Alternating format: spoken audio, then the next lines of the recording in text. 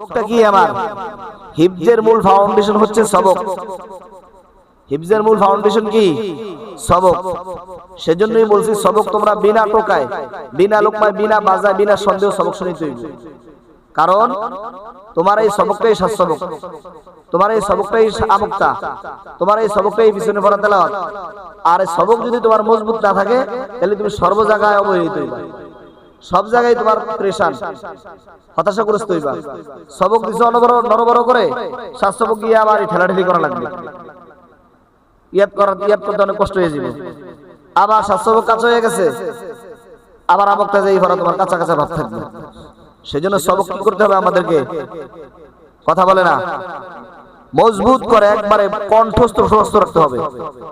ঠোঁটের আগায় মদ মাখরা সিবাত তাজবিদ সহ ধীরে ধীরে সবক ইয়াদ করতে হবে, মানে সবক শুনিতে হইবে। যদি তোমার সবক বিনা লোক বা বিনা সন্দেহ হয়, ওই পড়া যদি তুমি কখনো নাও পড়ো তাহলে তুমি ভুলবা না। মানে ভুললেও কখনো যদি ভুলেও যাও, ওইটা দ্বিতীয়বার ইয়াদ করতে গেলে ইনশাআল্লাহ দ্রুত ইয়াদ হয়ে যাবে। কিন্তু যেই পড়া নরবর করে পড়তেছো, সবক মজবুতের সাথে ইয়াদ হয় না, ওইটাকে যদি তুমি অন্য এক সময় ইয়াদ করতে যাও, ওই পড়া ইয়াদ হবে না। যেমন এই যে কিছু ছেলের এই সম্মুখীন হইতেছি এখন, আমি শুনতেছি তো।